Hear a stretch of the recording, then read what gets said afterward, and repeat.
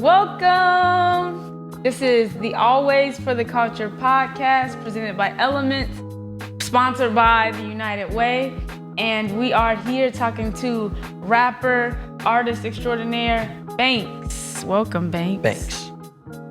What's up? How you feel? Nervous. Nervous? Well, I hope as we converse, you start to Still early. ease. Yeah. Exactly, I'm right. a night person. Right, got you. That's true, right? Because you do stay up pretty late. But you always doing something too. All over the city, you always doing something with either a gig or just showing support. Yeah. Super supportive. I don't like to sit down. I like to be busy. Or like, just up. I feel like if I sleep, I'm losing out on something. You think that's like what drives your artistry? I think, yeah. Like the life stuff drives the artistry. Like it gives me the motivation to like do something. The life stuff. What do you mean by that specifically? Like regardless, like I can go outside and see somebody walk across the street a certain way, and it's like I want to write about that. And it's just I don't know, people watching, I guess, or like anything I experience. Take inspiration from just everyday life. That's why I make sure I go to every event possible. Because it does something for you. Absolutely. And just to get out. Yeah. Try new stuff. Right. Do you feel like the push to always be in the know is how you've built your community? Your like community of supporters, your community of artists? It was a process. In the beginning, it was like, okay, you gotta obviously be outside and like network and get to know people, know your lane, and you know, talk to people and get people to engage with you, which has never really been an issue. It was just like, okay, knowing what you like and what you dislike, and I feel like the only way you can figure that out is if you experience it, or like actually put yourself in that person's shoes before you can say you dislike what they do, or like anything. Yeah, it's a drive for sure. Yeah. So, it's nervous, but it'd be like once you in that mode, you know, going back. Right. Yeah. Absolutely. Well, can you tell us a little bit about how you started rapping? It was random. Yeah. I'm not gonna lie. It's always been a thought like of entertainment. Like I'm just an entertainment person. I want to be involved in a lot of the like and scene and what people see on TV or like live stuff. It was I had just left culinary school, and it was like a process of transition into young adulthood. So it was like I started noticing things that I watch and like pay attention to, and like what I do for a fun thing on the side. And I was watching this show called Signed, VH1 Signed, with three moguls. It was Rick Ross, The Dream, and I can't remember the other guy name from Rock Nation.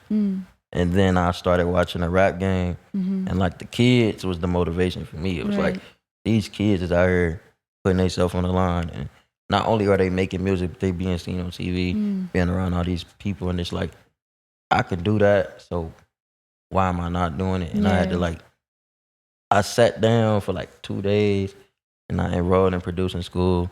I called my grandma, and I was like, I want to transfer again. And this was my third time going into a different major of school, and I wanted to get that like older knowledge, like what should I do? And she was just like, you know, you still young. As long as you trying stuff and doing it, you feel me? Just go through it. However, your finances is gonna be the issue. So it's like, do I want to take this risk of being in debt right now? I took the risk, so it's gonna pay off. And that's what really like made me start writing. But then when I met up with like my label mate Kyrie, we had went to college together, my first college, and I had traveled to Columbus for the summer to stay with my dad, and he went to school in Columbus. So it's like we both was like within the same area, but we wasn't nowhere as cool as we is now, like not even close. It was just like we was mutual, like we knew each other. And I started seeing him post like rap videos, and that's when I was in producing. So I was like, I want to show him some beats, but I knew they wasn't like good and stuff like that. So when I met up with him, it ended up turning from producing to like join my label, like rap with Wow. me, and I was like, nah, we talked for hours at the downtown library, and I left that conversation like motivated, like somebody believe in me, Yeah. who actually do this. Right. And after that, it was just the studio every day, performing to now traveling, Well, shout out Kyrie. Shout for out real, Kyrie, shout out seriously. BTB for sure. Yeah. That's amazing though. And something stood out from what you said, how you talked about you had to get like the wisdom, like you had to talk to someone a little bit older who's lived a little bit longer to really help you make that big decision. Is that something that you do like often when you have to make a big decision, you kind of seek out those in your life who you Not anymore. Not anymore? You feel like you got to... When I was like 19 to 21 to 22. Right, makes sense. Yes, because like I feel like they already experienced it.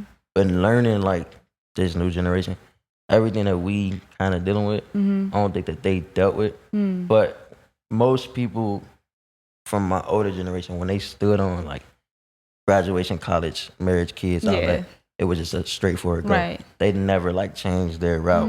Or when they did, they just left it completely. Yeah. So it was like, that was my biggest question. Like, what make y'all continue to do what you do? Like, and to some people it's like regretful. Like, I should have transferred. I should have did what I had to do. I should have took that risk.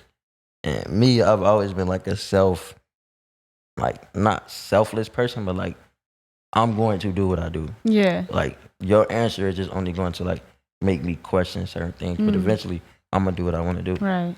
And just to ask her that question was really just to kind of, she's like my grandma, she's the head of the family. So it's like, for her to say, yes, go be a rapper, the image that most people have on rappers at that moment for me, it was like, what do you think? Like, what do you see out of me being a rapper? And she was just like, go for it. That's what you want to do, huge. go for it. So it was like, all right, I was going to do it anyway, but right. I kind of needed that permission or like that blessing. Yeah.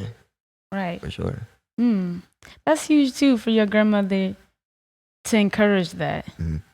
That says a lot about her. And it sounds like even from the early stages of you like having this like burgeoning desire to be a rapper, you had like supporters.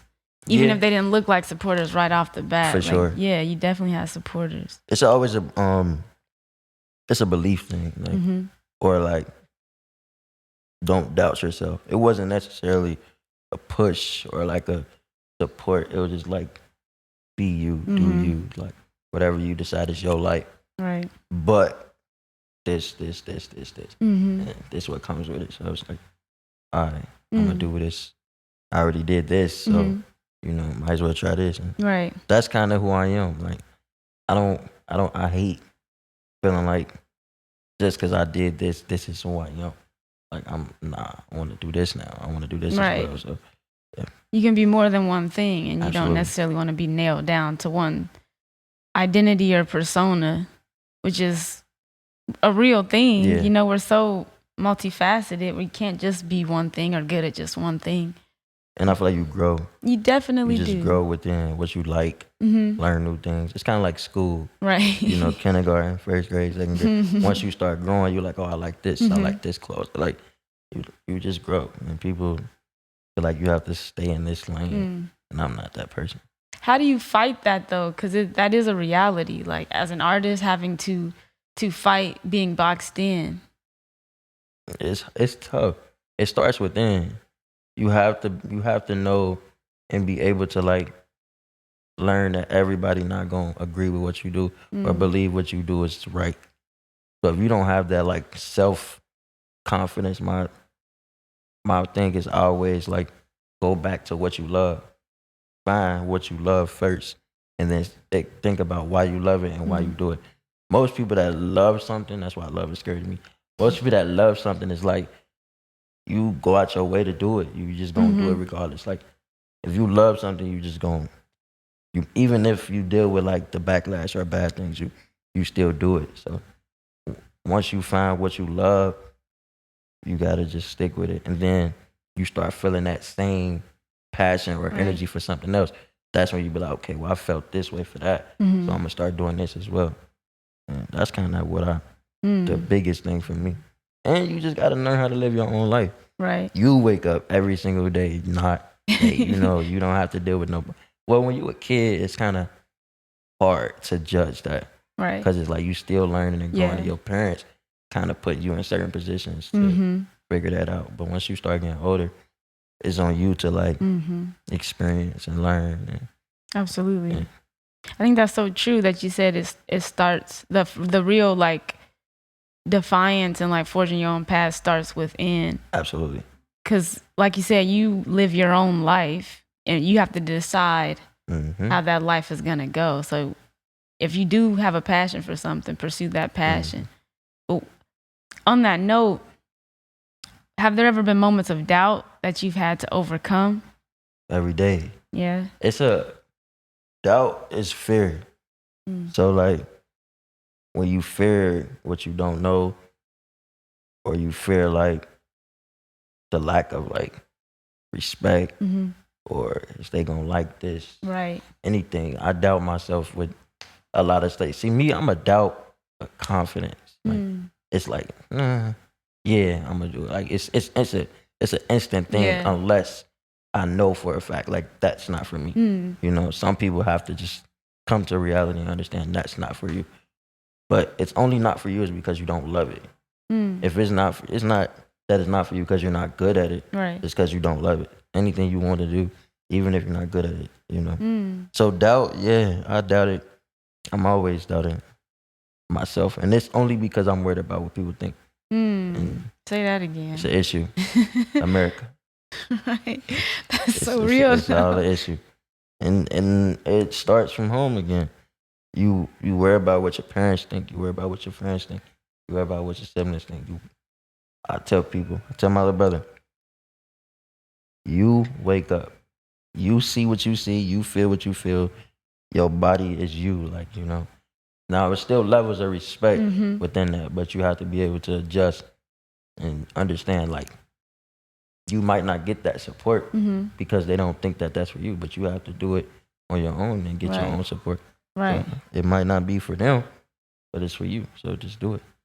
Now, what do you think about, so as an artist, say you face doubt and you're curious, like, should I do this? Or you're kind of worrisome, like, I don't know if I want to put this music out, like, I don't know how people are going to respond to it. Boom, but you put it out anyway because you trying to conquer a fear. And then you get like a really positive, response back from the public. What then do you do with that reaction? Do you think it could be dangerous if an artist relies too heavily on like the public's reaction, even if it's positive or like? It's pros and cons. The pros can be like, okay, I know I can do this. I knew I would get that reaction. But you get into this mood where you like, you want to do that same thing again. So once you get into that mood, you want to do the same thing again, and you don't get that reaction. It can knock you down if you. Right. But it goes back to within. Yeah. You put it out because you believe in that record.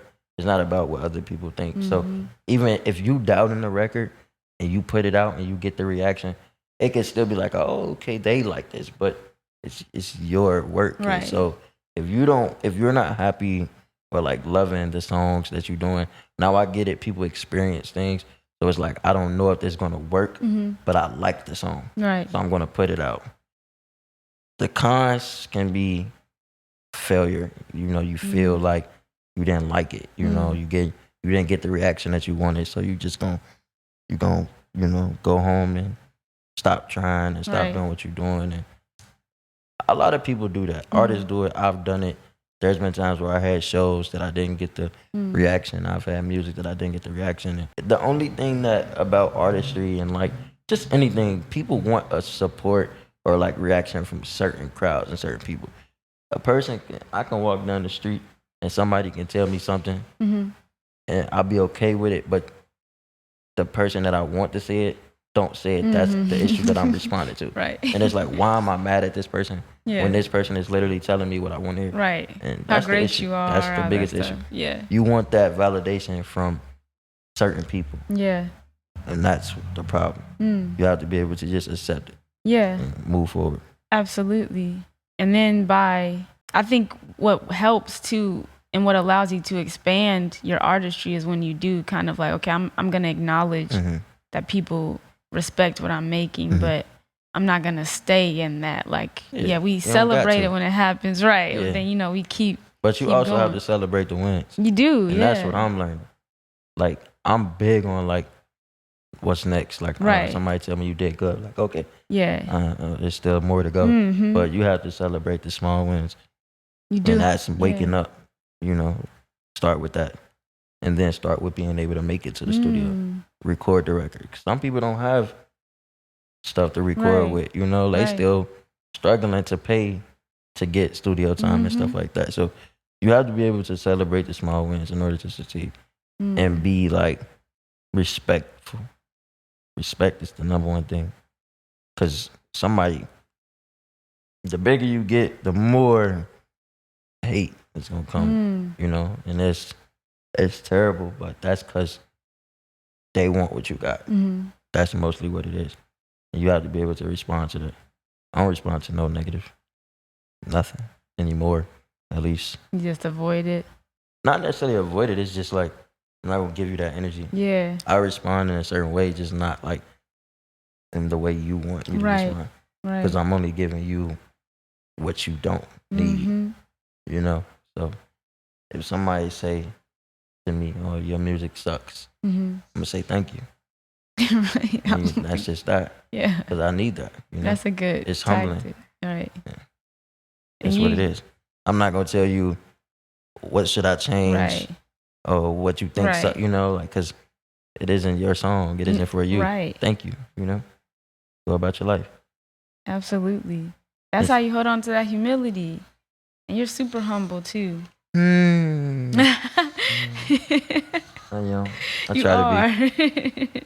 You definitely are. From the conversations we've had, I've noticed that you're very quick to, like I said, pour into other people. Like, you definitely are. You support so many people, so many artists, and I think that is why your community of artists is so broad. You know what I mean?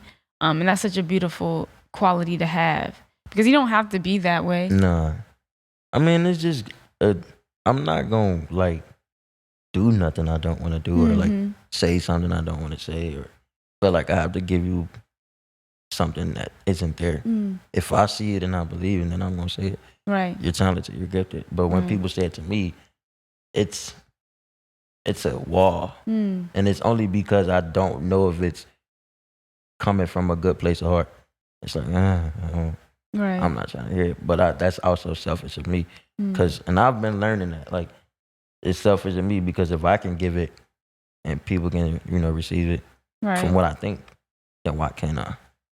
Yeah. How have you been sort of like working on not necessarily measuring someone's sincerity when they compliment you? Like, what have you been doing to sort of like change your own mindset around that? Living with no expectations. Like, my therapist, she's helped me with like understand that regardless of what somebody think or like say, your expectations should already be like with them. It's already say like you should think what they already saying, which either it can be bad or good. And it's only because of my situation, being in the community of majority non-disabled people, it can be a self-doubt thing. Like, are they showing pity? And that's like been me my whole life. With anything, with anybody, I don't want to feel like you have to give me this because of my situation. But then I also get pissed off because it's a lot of things that I can't do because of my situation that's out of my control, and that people judge. And it's like, where's the balance? Right. So now I'm just learning, like, there are genuine people out here, and I'm a viber, and I know people with good energy. Right. So why don't I take it? Yeah. And it's a trust thing. The wall, trying to burn it down. I feel that though. It's a fear. Yeah. That's it. Seems like a lot of our humanity's issues are rooted in fear. Yeah, because I'm sharing my life. Yeah. Like, I'm literally pouring my life to people, or you see my true self, my emotions, and Right. everything that I give. I'm literally giving you free range to judgment. And when you give people that power, Right. it's hard to like gravitate everything that's going on. Yeah. Right. That's why I try not to judge. But life is judging. You don't know that you judging somebody. Like if somebody's staring at you or you staring at them, you literally reading them. Like you don't know that that's what you're doing, and it could be a good and bad thing. So when people stare at me, I don't get mad. I just stare back because I'm trying to figure out what are you looking at? Because it can be something positive. It can be he's a nice person, and I might take it as like, bro, what are you looking at? Right. It depends on what type of day I'm dealing with. I'm tired, leave me alone. But you know, it's all about how you respond. Right. And so when it comes to your music, and you talked about a lot of what you said sort of alluded in my mind to like vulnerability. What's that been like for you to sort of like tackle what's happening all around you, being a people watcher, understanding your own mind and self-discovery and self-expression? Like where does the vulnerability aspect fall into all that? Like when it comes to your music? Being vulnerable is key when I'm creating. Anything that you create has to come from like truth or heart or your reality. It can be like what you see and what you feel, because everything is a perception, to my opinion.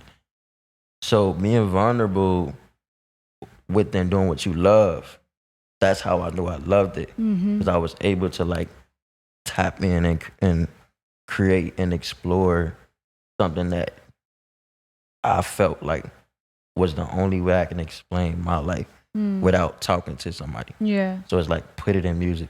Some people put it in music. Some people put it in film. Some people put it in dance. Some people put it in this podcast, you know, like stuff like that. So the vulnerable stuff is scary. It's super scary because it's like you literally telling people what you feel, how you feel. And I wish the world was more vulnerable, but also not so sensitive.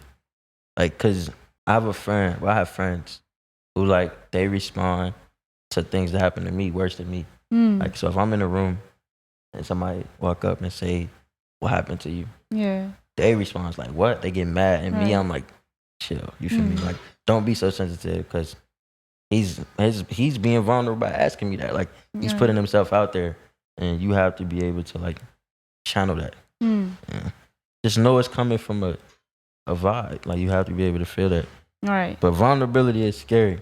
That's so interesting though that you said that. And I feel like that reveals your profound sense of wisdom to say you wish the world was more vulnerable. Absolutely. But also not so sensitive. Because it's like, okay, you know how you say you have a friend or somebody you cool with, and like you get mad at them or something happens or something, and they say, what's wrong with you? And you're like, oh, nothing, it's not that big of a deal. And they be like, no, I want you to say how you feel. Right. And then you say how you feel, and they get mad. Yeah. By saying what you felt. So it's like, do I hold this back? And I feel like that's what America is. Like, they, you know, it's like, so, like, no, we shouldn't say this. We can't feel this way. It's like, not about what they say. It's how you respond to what they say. Yeah. So that's why I always tell people, if you have a question, please ask me. Right. If you feel some type of way, say it to me. My tone might react differently. But I always tell my friend, like, a person can be upset, frustrated, sad, have an emotion to it, but you can't be mad about a lot of things, because it's like, that's how that person felt. They're entitled to how they felt. I can be like salty or like sad or like, you know, but actual like mad about how a person feel is selfish. Yeah. Because you don't know that you probably made them feel that way unintentionally. So I deal with that every day. Absolutely. Every day. That's so true though. And I feel like with that perspective, you allow yourself to learn so much about people and gain experiences that'll transform you. But like you said, it starts with having a level of, okay, I know that whatever someone may have asked, the immediate reaction may be a little negative, but I have enough, wisdom in my mind to know that I can have some patience and I can process what they asked or whatever, or how they reacted, and know that whatever they asked or how they're acting comes from a pure place too. Exactly. Everybody's going through something, or it may have experienced something that has molded them into the person that you see today in this moment. And it's my life. Yeah, right. Like, I'm the one that's feeling it. Right. So it's like my response, I'm not gonna say it's the most important response, but it's like I deal with it. I'm the person who's like, I don't want to always be angry. Like, I don't want to always be mad or feel like I have to react, because it's an everyday thing. So when it becomes something so like consistent, and you know it's not gonna change, or it's like something that a lot of people are uneducated on, I feel like it's my job to do that. Yeah. Which most people can feel like it shouldn't be. Right. But I think everybody serves a purpose. That's what it sounds like, so seriously. Like, and it took me a while, man. Like, I'm not gonna say I was childish, but like I was super boxed. I was always angry, like angry at the world, you know, like I didn't like people. I still don't like people, but it's just, I was very boxed. I was a judgmental person because I felt judged. So I judged everything people did because I felt like that's what people did to me. Until I like started like just tapping into a lot of like reality and understand the world is bigger than what we see. So a lot of disabled people out here worse than me. Wow. But it's also, that don't make it okay that I'm not, that I feel how I feel, you know? Yeah, absolutely. I had to balance that. Like, right. Nah, I'm good. I'm right. Normal. No, bro, you're not. You feel how you feel. Yeah, so, you don't need to feel shame about that either. It's cool. It's all good. That's what I tell myself. You have the ability to transform the world by your perspective too. Like, seriously. So I'm really glad that you opened up about that too. That was extremely courageous, seriously. People need to hear that. The world needs to hear that. Yeah. Everybody, no matter your circumstance, that's something every person needs to know, is to, yes, I can acknowledge my own feelings and my own fears and whatnot, but I can also respect that some people don't know what's going on in my own head. So I can, you know. That's the biggest thing. Exactly. It's super unaware, you know. And like, it's the children who I feel bad for. Like, I think I said this before. It's like, I've been in the grocery store. This one just happened yesterday. I go in the grocery store and like, I'm an adult. Yeah. So, you know, I'm shopping. And the parents, you know, they'll stare. Fine. Most people never seen somebody like me. So it's like, if you stare, that's fine. It's the initial, you stare, and then how you like, if I see you, you not like go look away or ask a question, but I have people like pulling their kids closer to them. Wow. Because they feel like, you know, I'm not a criminal, but okay. Like, so it's something that I've like channeled. Yeah. You know, and I'm not mad. The kids have ill look at him type reaction. I just think, you know, it is what it is. They don't know. Right. As a kid, I'm sure I done did or said something that hurt somebody's feelings that didn't know, you know? Yeah. Midgets, I was scared of. But that's just because I didn't know, you know, what it was. But now that I'm older, I'm not going to judge something that, you know. I just think a lot of parents need to be more educated on, like, and maybe their parents should have did the same thing. Right. So most parents don't like, not necessarily check the kids, because I get mad when some people snatch their kid, like, don't say that, don't do that. And I'm like, no, that's not how you, I don't know. I just think that they need to do a better job of just letting somebody know you don't, this is this, we don't know what this situation is, but it's not okay to do that. Yeah. That's literally all you have to do. And it's not your responsibility to shoulder anyone's ignorance. But like you said, at the same time, you don't expect, well, you'd rather not have things go like that happen in the world, like situations like that. You don't want the reaction to sort of be like, well, let's just ignore this, or let's just walk away, or let's like punish a kid for reacting like in a way that maybe confuse them or whatever. Like, you'd rather the learning happen immediately, or happen in a more open, like, right away. Yeah. Open-minded way. Yeah, exactly. And then there's days, if I'm having a bad day, that I can be like ignorant, and I don't like that, you know, because I'm just having a bad day, which humans have. Yeah, and you can have a bad day. Yeah, so. Everybody gets that, you know, that grace. We definitely have to give ourselves grace. That's incredibly real. And like, yeah, everybody needs to be able to almost take a step back from their own sort of like ego, honestly. It's not, and like I hate to make it just like that situation. I'm just speaking of like right, my life. your situation. But I feel like that's with anything, you know, like stuff you see somebody who's like any way that you're not used to or comfortable with or feel like they should be that way, that's not cool. Whether you think they attractive, ugly, fat, skinny, short, you know, like that's not cool. The color of their skin is not cool, you know. I don't think you should do it in a bad way. And so, like I said, it's not intentional. Some people are literally like unaware that you can be literally hurting somebody's feelings. I know I've done it, like, so I'm not gonna make it seem like I'm perfect on that situation, but I also learned to grow from that. Like I was, I hate talking about this because, you know, it was very ignorant of me, but growing up, I didn't understand homosexuality.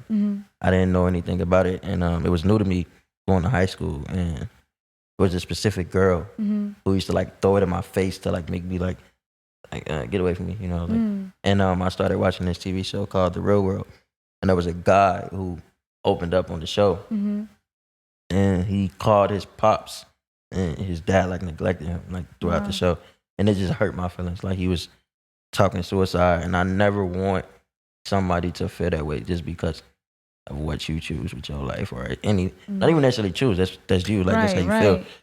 So, and a lot of people question, like my family, like when I go through my dark places, like they be scared. And the one thing I can love about me is that I've never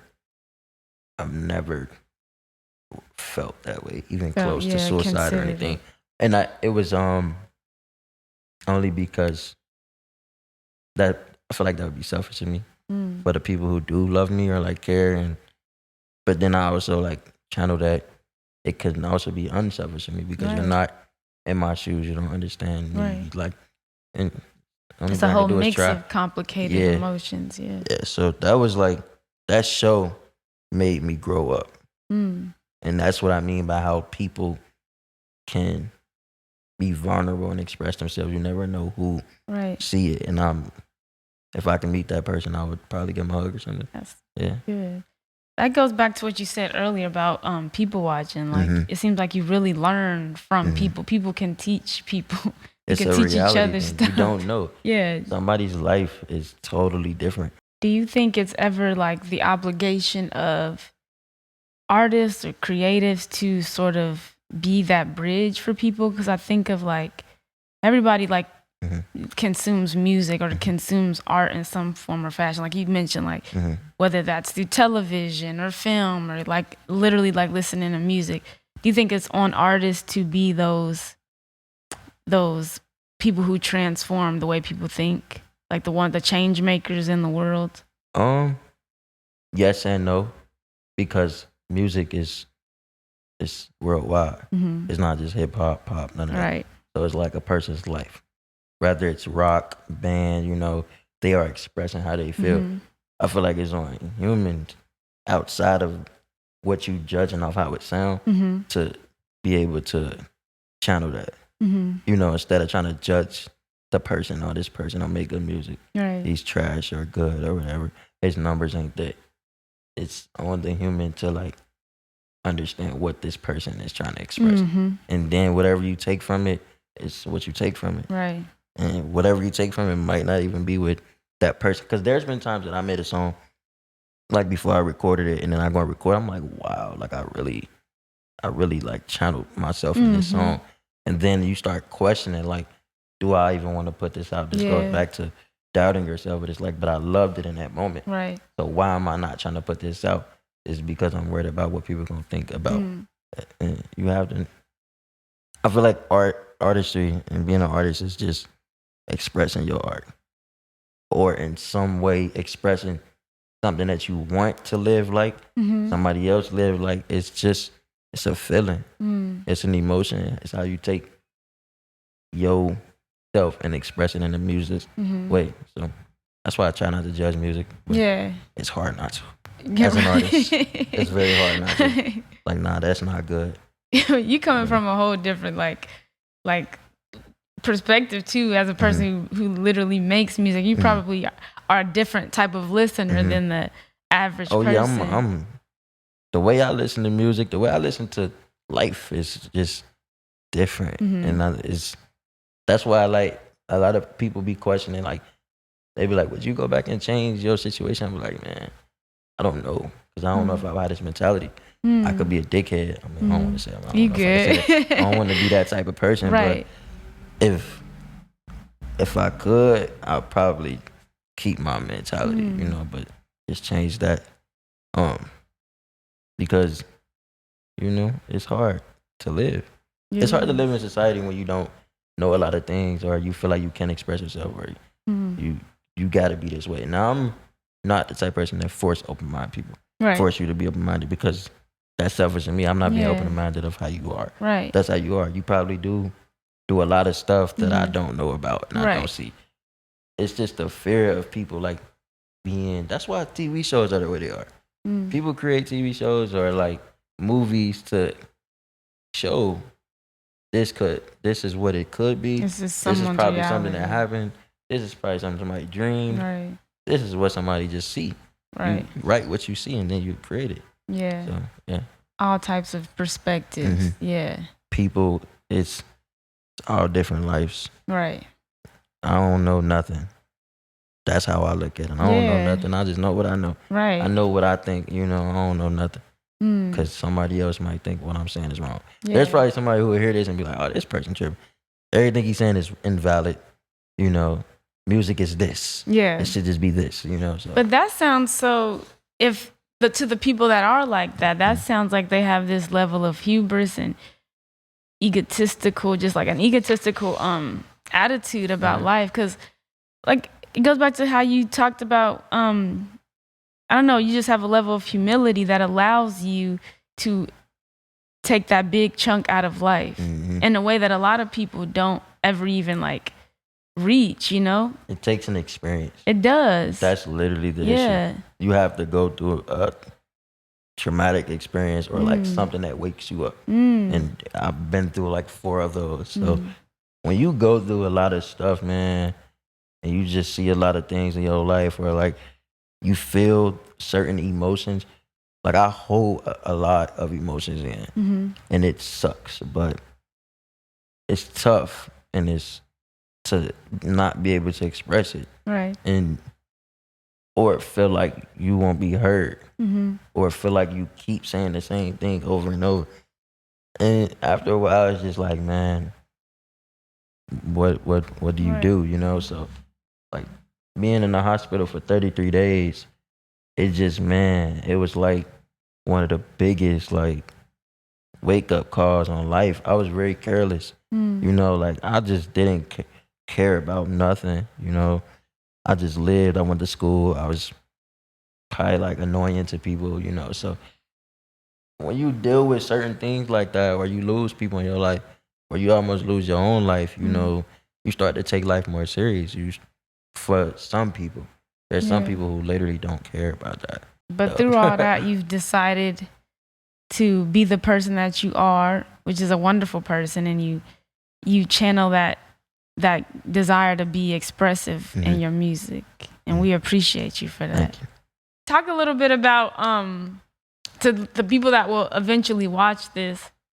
Can you give a little bit of your own advice as to how a person can go about starting, or because I feel like a lot of people really want to be creative. A lot of people want to make music, but they don't even know where to start. That's a good question. You just gotta I don't know. I think it's just gonna come to you. You gotta start somewhere though. You gotta just surround yourself around music, surround yourself around motivation, and just be around certain things. Continue to like I said, do what you love. So it just starts with something. Pick up a pen, pick up a pad, play a beat, just start like with something. Don't sit around and be like, I don't know where to start. Yeah. That's not giving yourself no type of like, don't be afraid. My biggest thing, don't be afraid to reach out to people. Don't be afraid to ask questions. Don't be afraid to talk to somebody about like music, because if you be that way, you're not gonna be there.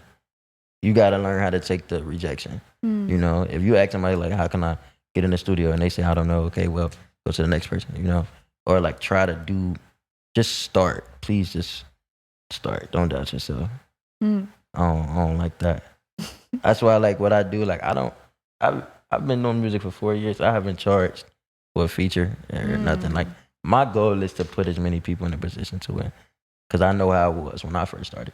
I was living in an attic and recording, and it was just so much going on. Right. But I still managed to do it. Continue to have that drive, because I didn't want to be in the position I was anymore. Yeah. So if you really want to do it, you have to like take yourself and put yourself in a mindset. It starts with a mindset that I want it, And that was my first record, by the way. It's called Want It All. That was my goal. Like I wanted it.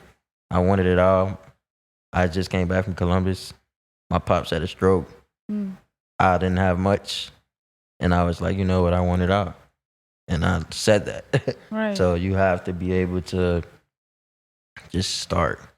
Don't focus on it being good. Don't focus on it sounding like how you want people to take it, or sounding like this other person. Don't focus on that.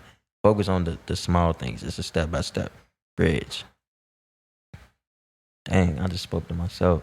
Yeah, you spoke to me too. I'm over here like, it's so real. Like sometimes when I get to going, it's like poetry. That wisdom shining through. That's what that is. Yeah. That's what that is. It's all from here. Yeah. And it shows. Like, I felt that. That's so real. Because we, as artists, we do get caught up in like, it's got to be the greatest thing. And it's like, that's how you prevent yourself from really creating the great stuff. Absolutely. See, I learned to stop. You got to stop sometimes. Right. You got to, if it's not what you want it to be, just stop, take a break,